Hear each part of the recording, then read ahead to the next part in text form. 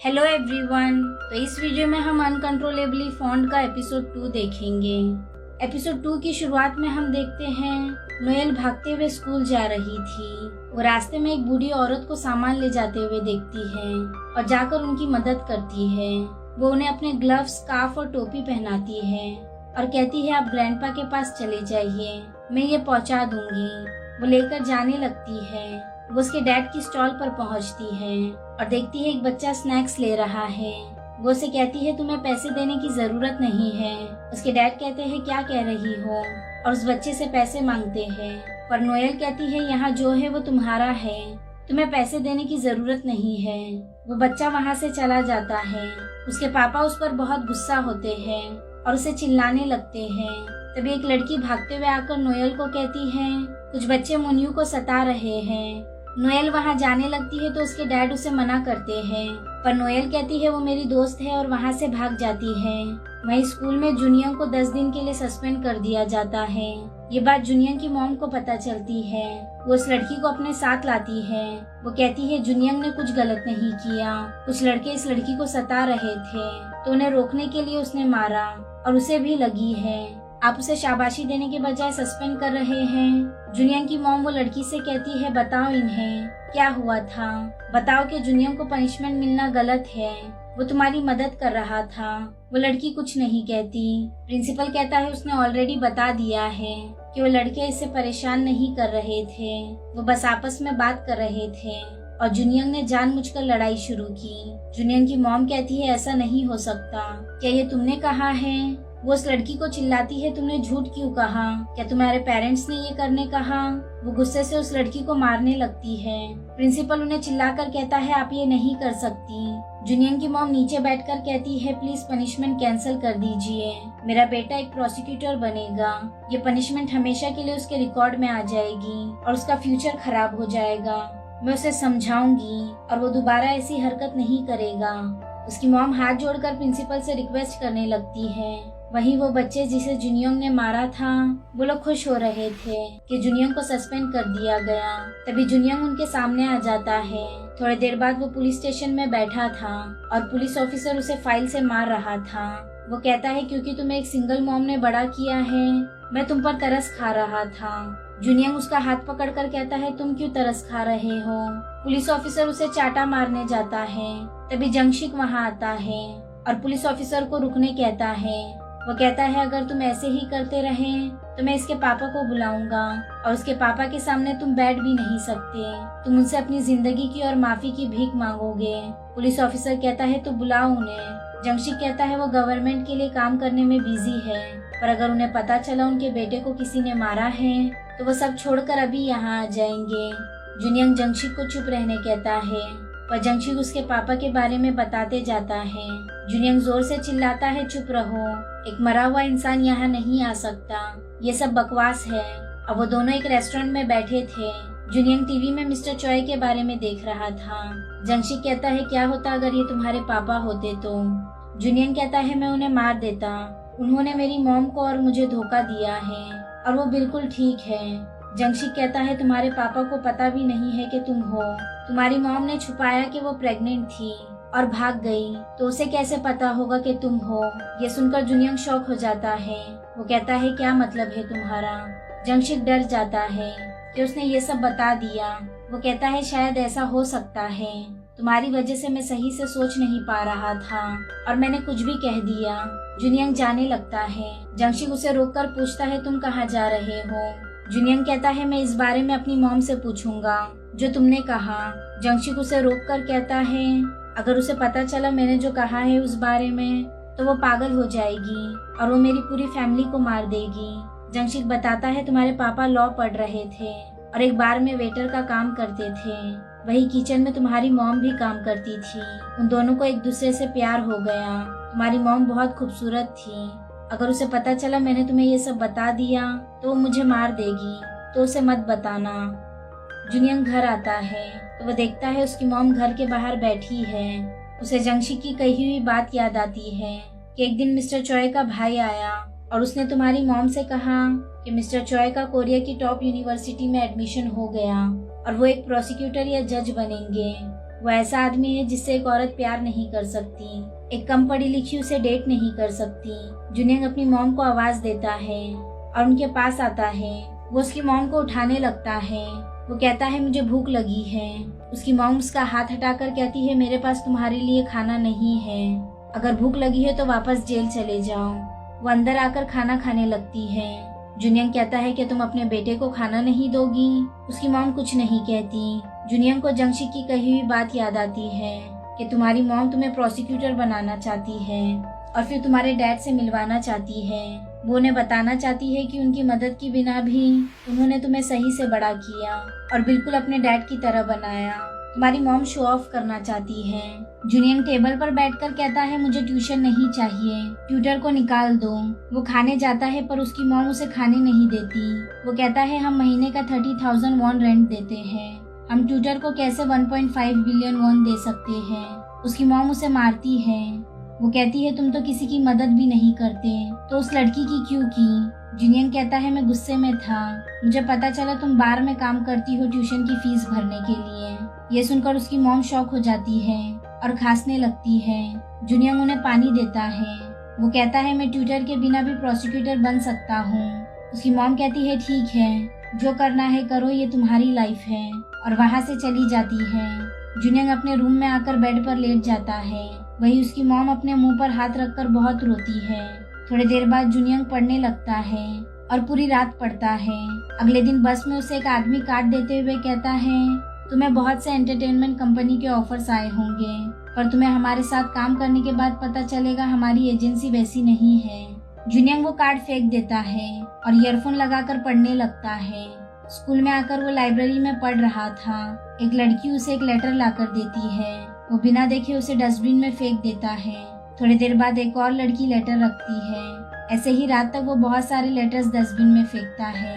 वो मुंह धोकर बाहर आता है तो नोएल उसे आवाज देती है। वो कहती है तुमने मुझे इग्नोर क्यों किया, मैंने तुम्हें मिलने आने के लिए 7 लेटर्स भेजे थे। जुनियंग कहता है तुम मेरे टाइप की नहीं हो। नोएल कहती है तुम भी मेरे टाइप के नहीं हो। जब से तुमने उसे रिजेक्ट किया है, नारी ने खाना पीना बंद कर दिया।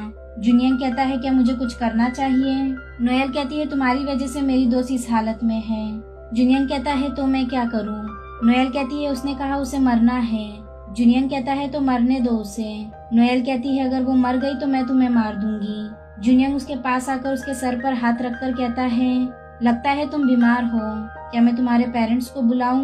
नोएल हॉस्पिटल में आती है और नारी को कुछ खिलाने का ट्राई करती है, पर वो कुछ नहीं खाती और बस रोती रहती है। वो नोएल से कहती है मुझे तुमसे जलन हो रही है क्योंकि जुनियंग तुम्हारे टाइप का नहीं है। मुझे तुमसे जलन हो रही है क्योंकि तुम उसे पसंद ना करना चूज कर सकती हो। ये सुनकर नोएल शांत हो जाती है।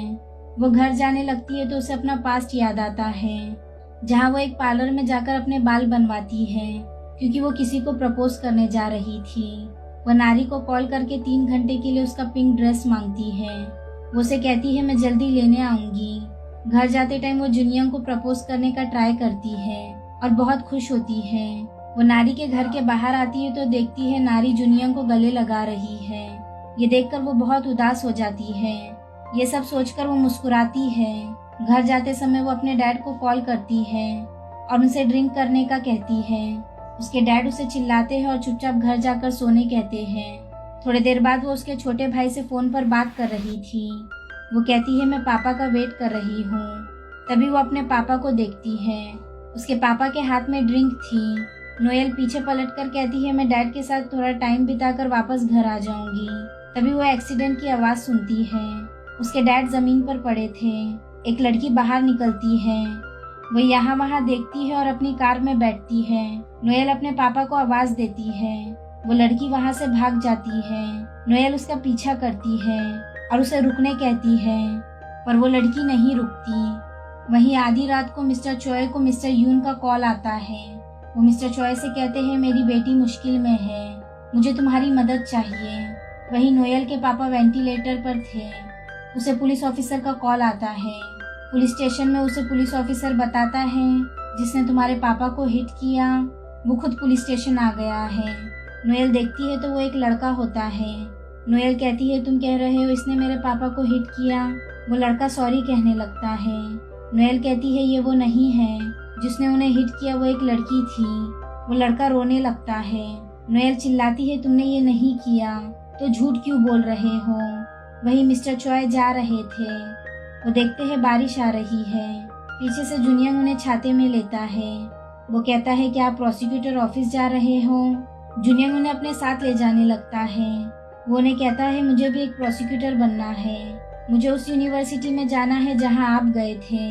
मिस्टर चॉय कहते हैं तुम्हारे पेरेंट्स बहुत प्राउड होंगे, तुम्हारे पास अपना गोल है और तुम उसे पूरा करने का सोच रहे हो। मेरे भी बच्चे हैं पर उनके पास ना ही कोई गोल है और ना ही ड्रीम। मुझे तुम्हारे पेरेंट्स से जलन हो रही है। ऐसे ही बारिश रुक जाती है। मिस्टर चॉय जुनियंग से हाथ मिलाते हैं। वो कहते हैं मैं तुम्हें प्रोसिक्यूटर देखना पसंद करूंगा। वो जाने लगते हैं। थोड़ा आगे जाने के बाद वो कहते हैं क्या तुम 10 मिनट मेरा इंतजार कर सकते हो। जुनियंग कहता है हाँ। वहीं नोएल प्रोसिक्यूटर की गाड़ी पर पत्थर मारती है।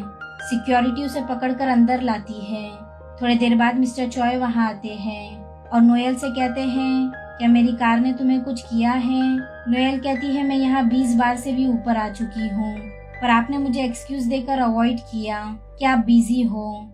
मुझे लगा ऐसे ही मैं आपसे मिल सकती हूँ। मिस्टर चॉय सभी को बाहर जाने कहते हैं। वो कहते हैं कहो क्यों मिलना था। नोएल कहती है मेरे पापा का हिट एंड रन केस, वो केस ऐसे बंद नहीं होना चाहिए। आप क्रिमिनल को जानते भी नहीं हो। जो आदमी ने कहा उसने वो नहीं किया है। डिटेक्टिव ने कहा तुम्हारे एंटर होने के बाद सब चेंज हो गया। वो सस्पेक्ट भी, वो कार भी और वो प्रोसिक्यूटर भी। मिस्टर चॉय कहते हैं डिटेक्टिव को कहो ये सब करने के बजाय अपनी जॉब पर ध्यान दे। नोएल कहती है उन्होंने कहा इसके पीछे कोई पावरफुल इंसान है और मेरे जैसा कोई जीत नहीं सकता, तो मैं चुप रहूं और सब सेटल कर लूं। मिस्टर चॉय कहते हैं मेरे पास टाइम नहीं है तुम्हारी बातें सुनने के लिए।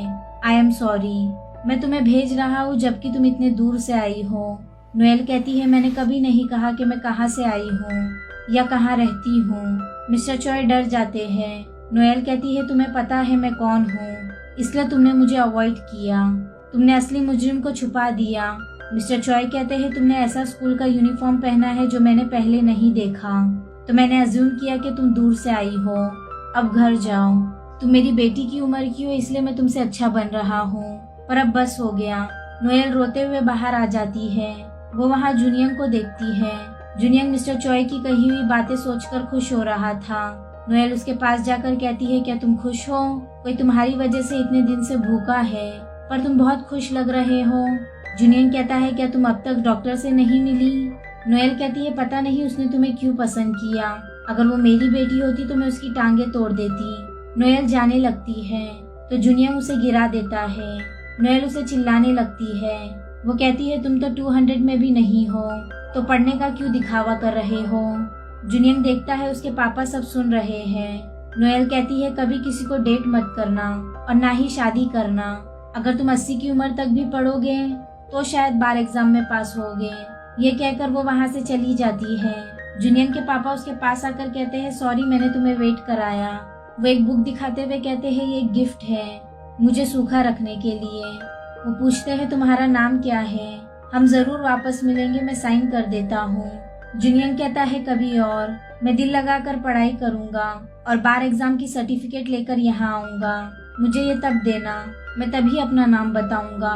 उसके पापा कहते हैं ठीक है, मैं तुम्हारे लिए ये तब तक संभाल के रखूंगा। नोएल बस में चढ़ती है और सीट पर जाकर बैठ जाती है। तभी जुनियंग भी बस में चढ़ता है। वो नोएल के बाजू वाली को हटाकर उसके बाजू में बैठता है। नोएल जाने लगती है तो जुनियंग उसे पकड़कर बैठा देता है। वो कहता है मुझे पटाओ तुम, कोई लड़का जो प्यार में पागल हो वो पढ़ाई के लिए अपनी क्रश को नहीं छोड़ेगा। अगर वो ऐसा कर रहा है मतलब वो इससे इतना प्यार नहीं करता। देखो तुम मुझे पटा सकती हो क्या। नोएल उठ के जाने लगती है। जुनियंग वापस उसे बैठा कर कहता है अगर तुम मुझे नहीं पटाओगी तो मैं करूँगा। रात में नोएल उसके डैड के केस के विटनेस के लिए पैम्पलेट बांटती है और हर जगह लगाती है। वो बहुत रात तक ऐसा करती है। अगले दिन नोएल अपने दोस्त के साथ बातें करते हुए जा रही थी। तभी सारी लड़कियां जुनियंग को देखकर उसके पास भागती है। नोएल देखती है वो टेडी बियर लेकर खड़ा था। नोएल उसे इग्नोर करके जाने लगती है पर जुनियंग उसका हाथ पकड़कर उसे रोकता है।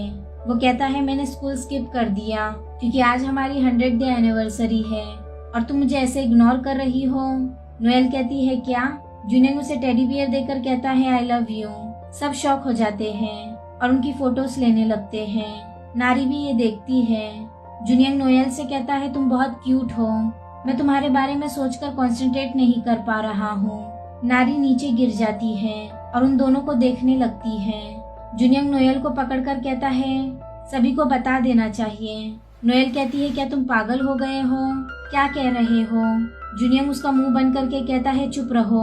वो नारी को देखकर कहता है सॉरी, ये सब बस हो गया, मुझसे अच्छा लड़का ढूंढना। नोएल बहुत शॉक हो चुकी थी। वो हॉस्पिटल में अपने भाई के साथ अपने पापा के पास बैठी थी और उसे अब भी जुनियंग पर बहुत गुस्सा आ रहा था। वो अपने पापा को सब बताती है और कहती है जल्दी उठ जाओ और मेरा बदला लो। उसका भाई भी कहता है पापा जल्दी उठ जाओ। वो लोग आपस में बात कर ही रहे होते हैं, तभी उसके पापा सांस लेना रोक देते हैं। नोएल डॉक्टर को बुलाती है और डॉक्टर बताता है वो अब नहीं रहे। नोएल और उसका भाई बहुत रोते हैं। अगले दिन स्कूल में जुनियंग को पता चलता है नोएल के पापा अब नहीं रहे और नोएल फ्यूनरल के पहले ही अपने भाई के साथ चले गई। जुनियंग उन लड़कों से पूछता है क्यों, वो कहाँ गई? वो लड़का कहता है पता नहीं। उसके पापा के मरने के बाद उन्हें पता चला उनके ऊपर बहुत लोन था। उन लोगों से बचने के लिए वो चले गए। उसके पापा के मरने के बाद वो लोग आकर उन्हें धमकी दे रहे थे। जुनियंग ये सब सुनकर सोच में पड़ जाता है। रात में वो फ्यूनरल पर जाता है। वहाँ वो देखता है लोन लेने वाले अब भी वही हैं और बाकी सब उनसे लड़ रहे हैं कि उन्हें छोड़ दो। जुनियंग नोएल के पापा को गुड बाय कहता है। अगले दिन मिस्टर चॉय मिस्टर यून के साथ बैठे थे। मिस्टर यून बताते हैं वो आदमी कल मर गया। मिस्टर यून मिस्टर चॉय को थैंक्स कहते हैं उनकी बेटी को बचाने के लिए। वो बताते हैं मैंने उसी रात उसे अब्रॉड भेज दिया, वो सिर्फ एक छोटी सी गलती थी, हम फिर भी इन लॉज बनेंगे ना? मिस्टर चॉय कहते हैं ऑफ कोर्स। वहीं जुनियंग उस पैम्पलेट को देखता है जो नोएल ने लगाया था। वो उसे कॉल करता है पर उसका फोन बंद आता है। ऐसे ही बहुत वक्त बीत जाता है। फाइनल एग्जाम में टीचर बताती है जुनियंग के बहुत अच्छे मार्क्स आए हैं, वो 100 के अंदर आया है। अगले दिन जुनियंग की मॉम सभी स्कूल के बच्चों और टीचर्स को खाना खिलाती है जुनियंग के अच्छे मार्क्स आने के लिए। वहीं जुनियंग नोएल के नंबर पर कॉल करता है। वो पूछता है नोएल कहाँ है? वो लेडी कहती है ये नोएल का नंबर नहीं है और फोन रख देती है। जुनियंग जाने लगता है। थोड़ी देर बाद उसे कॉल आती है। वहाँ नोएल होती है। वो कहती है वो लेडी ने मुझे बताया कि तुमने मेरे पापा का पोर्ट्रेट पकड़ा था फ्यूनरल पर। Thank you Junying. अब हम प्रेजेंट में देखते हैं जहाँ जुनियंग नोएल को चिल्लाकर पूछता है क्या तुम मुझे नहीं जानती? नोएल कहती है मैं जानती हूँ बेवकूफ। तो क्या तुम वो डॉक्यूमेंट्री करोगे? अगर मैं कहूँगी तो? तुम नहीं करोगे, तुम वैसे ही बेवकूफ रहोगे जैसे तुम पहले थे। वो चेक दिखाकर कहती है इसके लिए थैंक यू, मेरे काम आएगा, और वहाँ से जाने लगती है। जुनियंग उसे ही देख रहा था। थोड़े आगे जाकर वो बेहोश हो जाती है। जुनियंग मन में कहता है ये नोएल नहीं हो सकती। वो उसके पास बढ़ने लगता है और कहता है ये लड़की मेरी नोएल नहीं हो सकती। यही ये एपिसोड एंड होता है।